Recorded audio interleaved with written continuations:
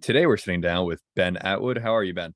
I'm great. How are you? I'm doing well. So I'm going to ask you the question that I'm going to ask everyone in this bundle. What does the word religious mean to you?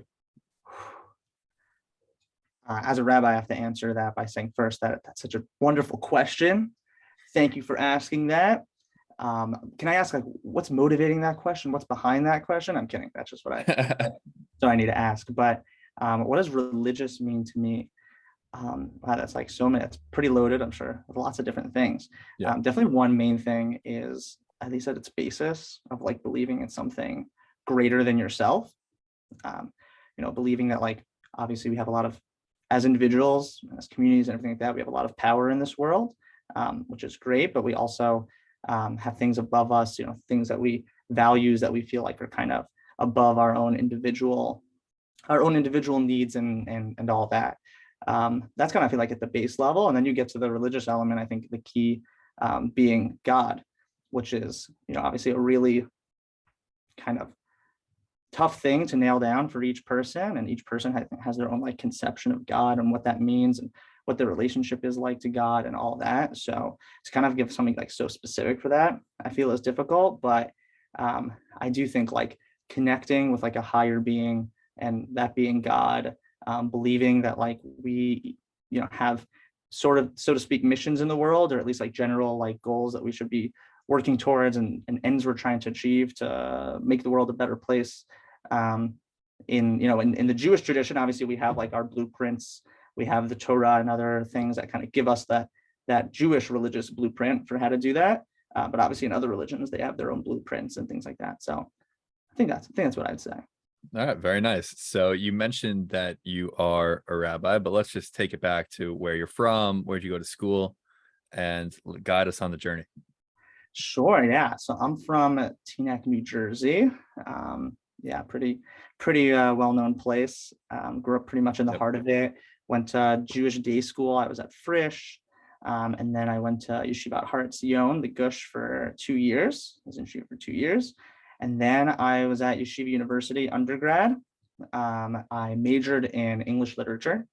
I wanted to major in philosophy, but there weren't that many philosophy professors, so I ended up majoring in English. Really enjoyed that. When I entered YU, I always kind of wanted to go into education. I always had like just a love for reading texts, hence like the English connection also, and reading texts and figuring that out, and teaching and discussing important topics with other people. And originally I wanted to be a professor. I wanted to do like academia. I wanted to specifically be a professor in Jewish studies. So like Bible, Jewish history, Jewish philosophy, something like that. Mhm. And when I mentioned that to my Jewish studies professors at YU, some of my Bible professors, they were like, "Don't do it.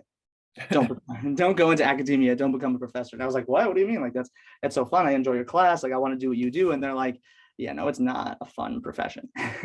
I'm sure a lot of people do get a lot of meaning from it and find it very fun, but I know it's what they're expressing is it's a difficult profession. It's hard to find jobs, and there's the relationship between the teacher and the university and all that, and there's all these different factors. So in the end, I kind of like thought about it and realized, being a Jewish educator, not in the academic sense, but more as like a rabbi, would be really interesting to me, and I was excited to do that. I think it was always in the back of my mind as somewhat of an option, somewhat of an interest. But then, yeah, so then I started doing, and I think also like that was part of convincing my parents to let me stay 2 years in Israel. Mhm. Was like, well, I kind of want to do Jewish education anyway, so like this kind of could be considered part of my Jewish education journey, right? So like, staying in yeshiva for long, it worked to convince them.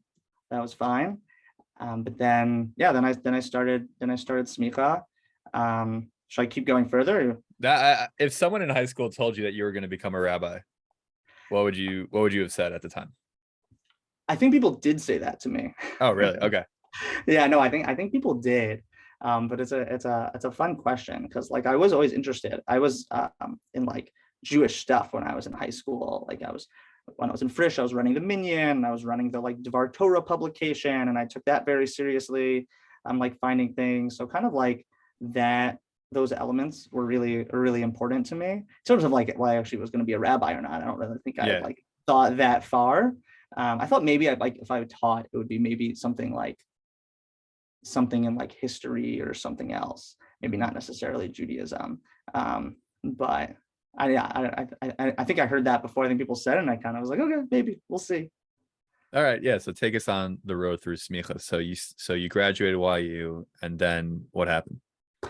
I graduated YU, and then I started smicha. I was living in Washington Heights, and then COVID happened. COVID started March 2020, so that was like my first year of smicha. And then, so I was engaged at the time to my now wife. And what happened then was COVID started, and people were leaving the city, people were going home, obviously assuming this was only going to last like a week or two or whatever it was. So my then fiance Rachel and I went to Charleston to her family. She's from Charleston, South Carolina. Gotcha. We went to her family, thinking it would be a couple weeks till Pesach, come home. And we ended up being there for 5 months, until August. Obviously, Wow. we got married during that time. Had like a 50-person wedding in a backyard in Charleston, which was amazing. I kind of like that intimacy of like the COVID wedding at the time.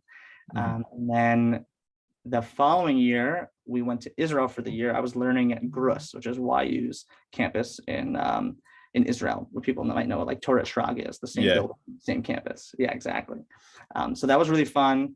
Obviously, COVID quarantines all the time and lockdowns and everything in our like tiny 400 square foot Kollel apartment without a porch or anything, nervous that the police are going to call us at any moment if we like step outside the door. But then like halfway through the year with vaccines and everything, things opened up. And that was really fun. It was really great to be in Israel, really great to like learn in Israel and do all those things. And then my wife's plan, based on a few other factors, was to go to Emory Law School.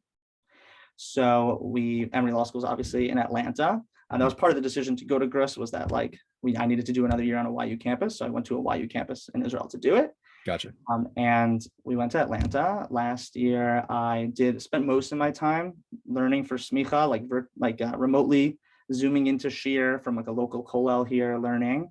And then we got involved with OU JLIC, which I could stop here. I could keep going with that. Yeah. So first of all, was going to Israel, you went in 2021? It was fall 2020.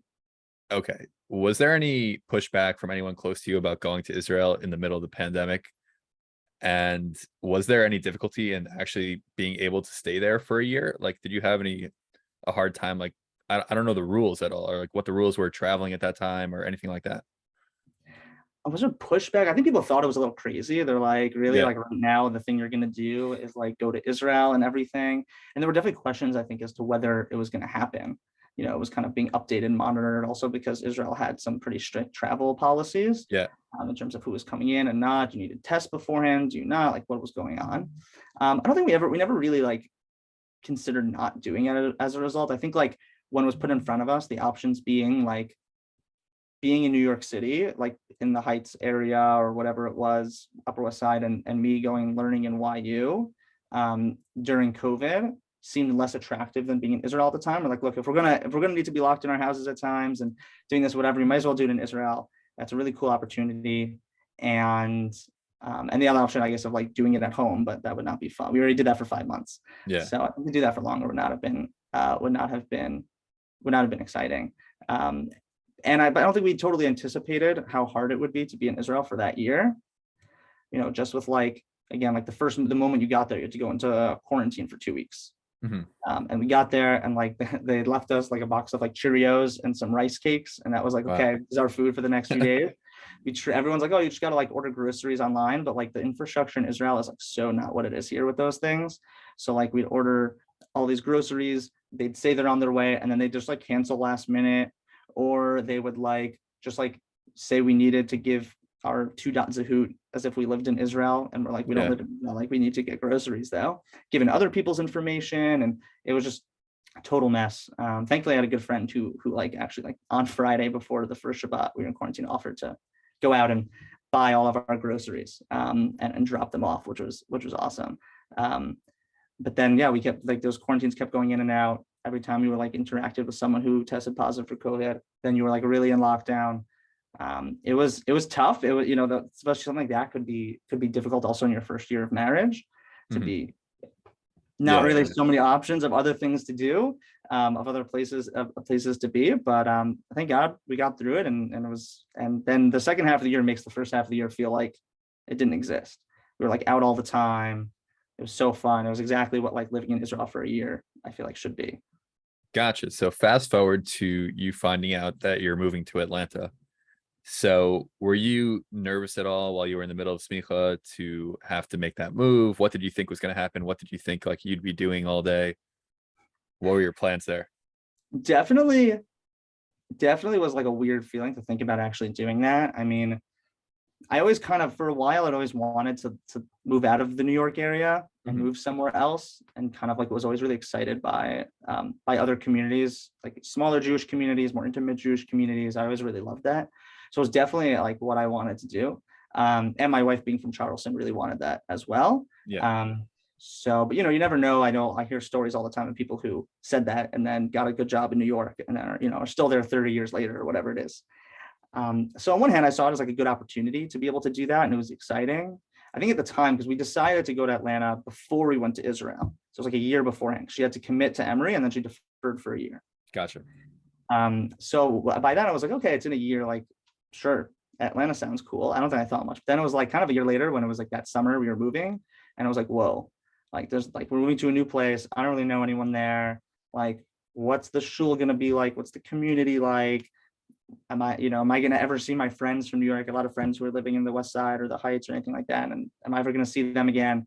So it definitely was tough to do that. And when I got there, I was nervous. Like, I don't know any of these people. My wife actually went to high school in Atlanta. She boarded in, because there's no Okay. Jewish high school in Charleston. So she boarded in Atlanta for high school, went to their high school. So she knows the community and she knew people and has cousins. So she felt very comfortable. And she would like be reassuring me, like, no, don't worry, it's okay. We like bought a place there because it's much more easy to buy like a townhouse there in Mhm. Atlanta. And that was her idea. She's like, we're here for at least 3 years. It makes much more sense to just buy something. That was also scary of like, who buys something? Like, Yeah. that's so crazy. Like, why would I do that? It's so like, what if we don't like the place? What if it's like super far from anything? But it really has worked out, which is nice. All right, great. And so you mentioned that you got involved in JLIC. So how did that happen? Who made that phone call? And what schools? Is it just Emory? Like, how does that work? Yeah, so ever since I was in college as an undergrad, I used to spend a lot of Shabbos at other campuses. I used to love traveling to Maryland, and I'd see Mikey there, and Penn, Brandeis, NYU, Columbia, and like I really like. I thankfully had friends in all those different places, and I got to spend Shabbat there, and it was really like I was always so impressed by the communities there. They're so awesome. They seemed so like student oriented and student centered, where like people really felt comfortable. Students giving the Divrei Torah during Minyan, running the Minyan, running the programming for social programming, giving the like classes in Shiurim, and like that was just so awesome. Like I really loved that, and I love that being part of like my Shabbat experience. And a lot of these communities, in some ways, were centered around these like JLIC couples, who I thankfully through my different visits got to develop good relationships with a few on different campuses. So I like really loved that idea, and like I saw the work that they were doing and how great it was, and how much these students like really really were interested in having a connection. We're really interested in just like having someone to bounce Jewish ideas off of, religious ideas, questions of like who they want to be and all those things, just to be like a springboard. And it was always on my mind that I wanted to do that. And then when we were in Israel that year, I heard that there was this JLIC fellowship they were starting. It was like the first year of like people interested in doing JLIC. So I reached out. Turned out that they were like, it's really a fellowship. It's like a training thing. So like only if you really want to do JLIC the next year. So you guys are going to Atlanta. We don't have JLIC in Atlanta. So maybe in like 4 years, if you leave Atlanta, you move to, I don't know, Boston or New York or whatever it Yeah. is. Like you want to do a campus there, like we could talk about it, but like not right now. And then this was mostly from my wife of thinking about being like, well, there actually are some Orthodox students on campus at Emory, at Georgia Tech, at Georgia State. I know of a couple, maybe there are more. And you know what, like if we're going to Atlanta anyway, she was talking about me. She's like, Ben's, going to be learning most of the time, but obviously it'd be nice for him to make money because we're also paying for law school. So Yeah. maybe there's like a small gig we could do, like some sort of JLIC internship, just like figuring out things down there. And that really blossomed into like a real program. We started reaching out to the students we knew, and then from them, they reached out to their friends, and there seemed to be like real interest amongst like the Orthodox, or we say like Orthodox adjacent population, to have programming geared towards them to help like strengthen their community. Because the campuses have, they have Chabad, they have Meor, they have Hillel and things like that, which are great, but they're not really geared towards students with like a stronger backgrounds or from an Orthodox background, who maybe want something else. So that's when we started. We called it JLIC of Greater Atlanta, because we mostly work at Emory. That's actually where I am right now. I'm at the Emory Hillel. You can't see behind me, but Yeah. that is where I am. So that's mostly where we do, because it's also close to where we live. We don't live on campus, but we do come to campus very often. And most of the Orthodox students are from Emory, undergrads, grad students, and then Georgia Tech we work at also. So I was at Georgia Tech yesterday. Georgia Tech, most of the Orthodox population is this like large Panamanian population, which is like pretty random, but super cool and interesting. And like, they're really, really great. We actually, my wife and I went to Panama in May to like just see what their community's like and visit their families and all that. And then Georgia State, most of the religious students there are like, they live locally and they travel in for classes. So they'll come to our programming. So we generally run like all different types of programming where students will come from all those different places, undergrads, grads, and we've really developed like a nice community of like anyone college age. We also have people who work, like didn't go to college, who are just interested in building community with people of their ages, learning Torah together. We started Minyan on campus, which wasn't really happening. So davening together and just like hanging out together on Shabbat. So that's been awesome. Gotcha. Was it tough getting funding from JLIC, like the main body? Because at first they just didn't, I guess, see the need for a JLIC in the Atlanta area? To some extent, you have to make your case. And I think especially after COVID, like people were holding back in terms of like, fundraising was down during COVID in general around all different Jewish organizations. So I think there was a little bit of reluctance. But we convinced them, we showed them the numbers, we showed them, and it took time for them to say like, this is what this is what we need to do. At the same time, we do have a budget, and thankfully we do get paid, but we do have to fundraise a large amount of that budget. So Gotcha. JLIC is amazing, but you have to do a lot, right? Like you do your own, you're in charge of your own marketing, you're in charge of your own outreach, you're in charge of the programming, planning all that, as well as almost every campus has to do a decent amount of their own fundraising. For us, we have to pretty much fundraise a large chunk of the program, if not like the whole thing. So that's something that's also part of the different things we're covering. Gotcha. So did you have to actually start doing this programming before you got the money? Like, did you have to like prove before you actually became like an official JLIC that you were a JLIC? No, we didn't have to. That would have been a little scary. Yeah. But I mean, I think we still would have done it. But no, they did give a commitment that like, we have money that we're going to put into it. We do want you to fundraise back the money to give back to us. So that was a little scary when it was kind of like, it's kind of like a loan to some extent. But they're very like our supervisors are amazing and very supportive, and they really want the program to happen. Like it wasn't just us pushing for it. Like a lot of them do see like they're clear, especially based on what we've done and based on what we showed them originally, like there really is a lot of interest here. This is a great community, and this is something worth investing in. Gotcha. So I actually visited Atlanta last summer in summer 2021. Very random. My friends and I were just looking for somewhere to go that was kind of like farther than a drive, but not too far. So like we flew to Atlanta for 5 days. We actually stayed in the city, which is not where I assume you live. You probably live more in the Jewish community, right? But Yeah. we visited Emory, and we didn't know at the time that it was like freshman orientation night, but we kind of just went onto the campus and saw the campus. But I remember the drive to the campus was kind of like through the woods, sort of. And so I'm wondering, you as someone who's past college, now living kind of this college life, does it ever feel like a little bit weird? And I know obviously you have your wife there, but like a little bit lonely, like in the sense that you're in this community that isn't really yours, or have you made it yours? That's a good question. I love the noticing of the forest. Yeah, Atlanta's a lot of trees in Atlanta, a lot of foresty places. We live in our like townhouse complex called Druid Forest, and it's like really in the forest.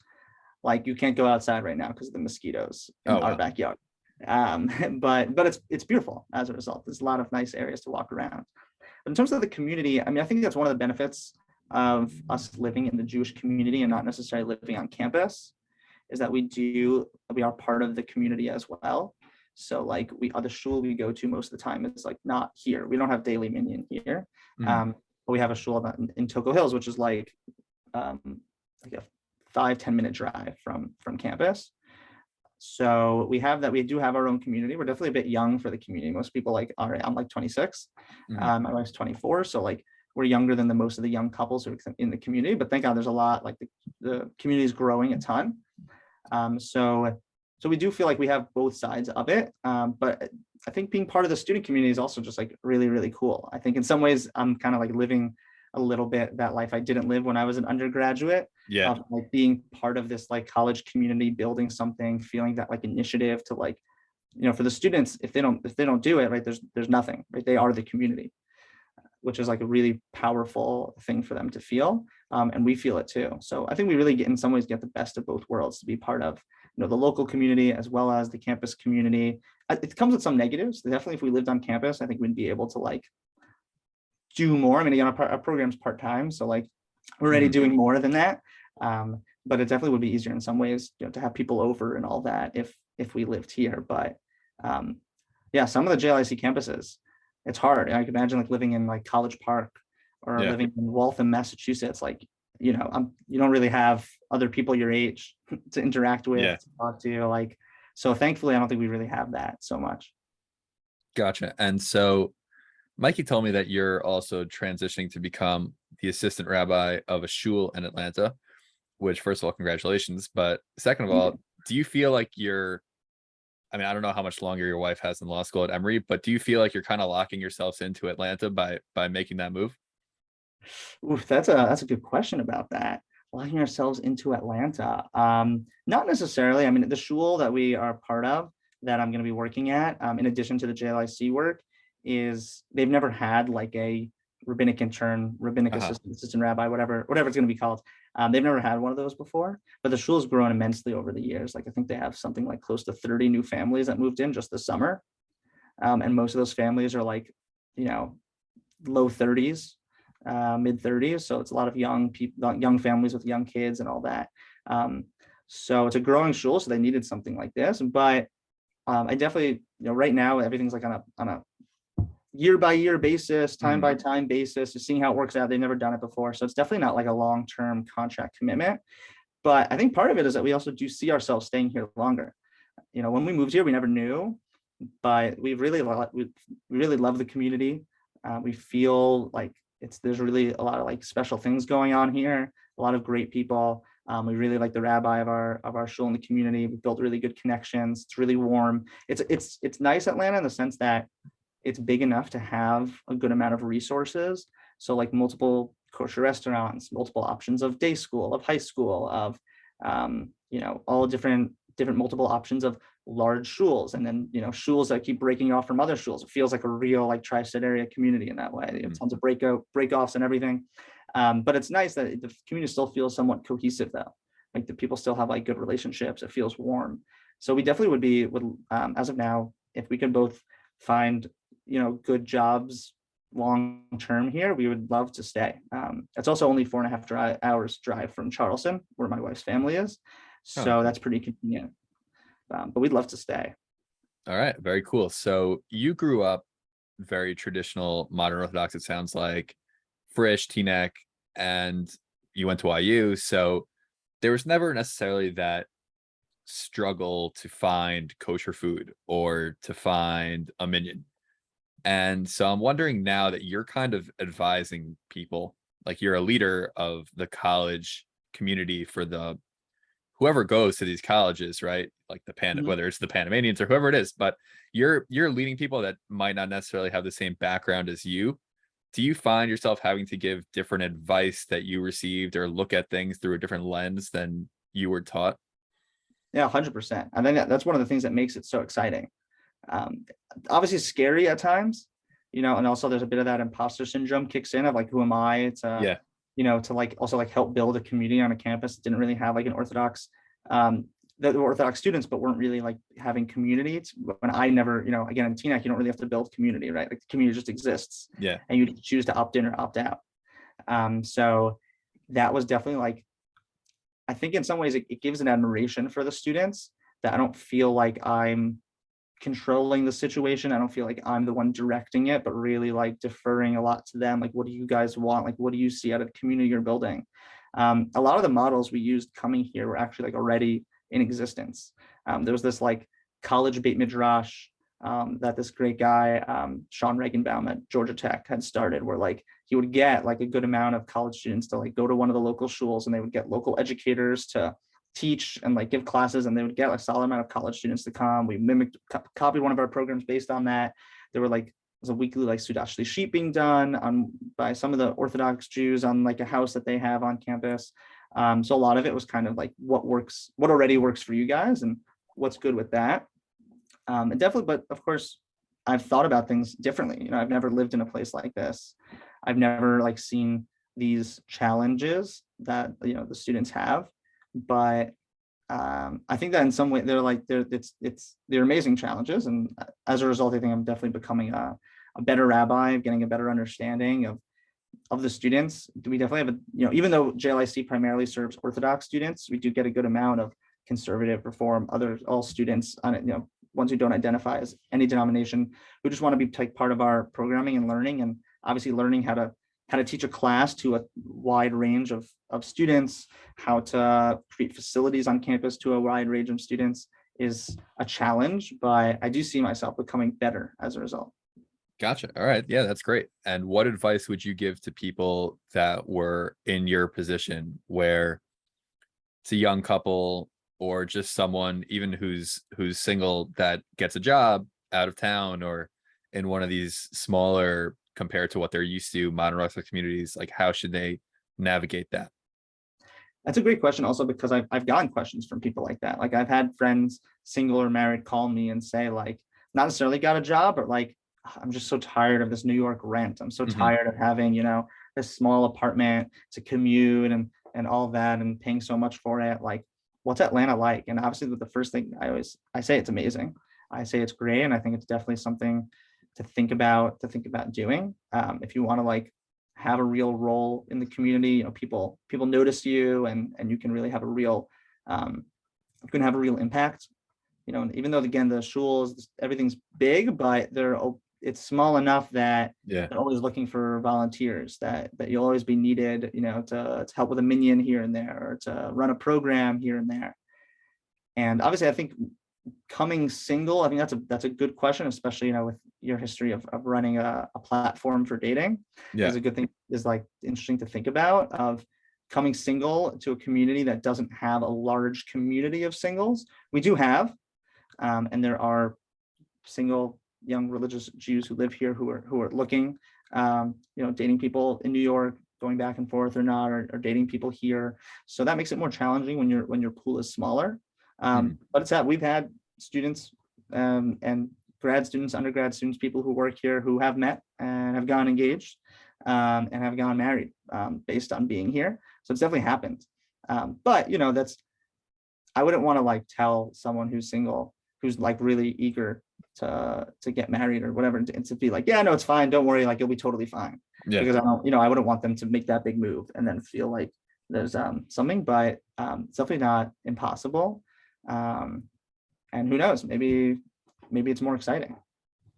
For sure. Definitely good advice. And I guess my one piece of advice on Atlanta is, if you're going to a Braves game, you got to leave really early, and you should probably Uber, because it's very hard to find parking. Did you go to a Braves game when you were there? I went Braves Yankees, and we got there like fourth inning, probably because of how hard it was to just get to the stadium. When was this? It was August 2021. Like the end of August? I think at the end of August, yeah. Because I went to a Braves Yankees game. I think it was like some point in like the early fall when I moved, which was 2021.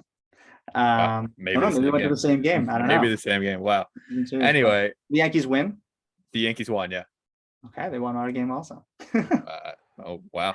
Back then that was normal, but yeah. Anyway, moving on to our segment, the MoPod lightning round. I'm just gonna fire off some quick questions, and you tell me the first thing that comes to your head. You ready? Sure. What is your favorite time zone? Eastern time zone. iMessage or WhatsApp? WhatsApp. Would you rather have 5 people at your birthday party or 500? 5. One word why more people should move to Atlanta.